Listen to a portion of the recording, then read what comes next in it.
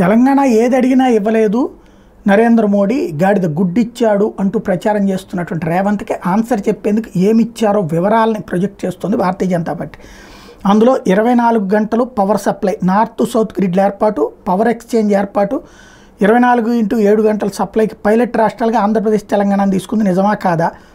38,94,193 నల్లా కనెక్షన్లు జలజీవన్ మిషన్ కింద ఇచ్చారు. 31,66,913 టాయిలెట్లు స్వచ్ఛ భారత్ మిషన్ కింద ఇచ్చారు. 5,15,084 కొత్త విద్యుత్ కనెక్షన్లు, 1,74,374 ఇళ్ళు ప్రధానమంత్రి ఆవాస్ యోజన కింద, 1,09,92,808 మందికి ఉపాధి జాతీయ గ్రామీణ ఉపాధి హామీ పథకం కింద, 1,94,60,351 మందికి లబ్ధి మంత్రి గరీబ్ కళ్యాణ్ అన్న యోజన కింద మంత్రి ఇచ్చేటువంటిది, అంటే బియ్యం ఇవ్వడం.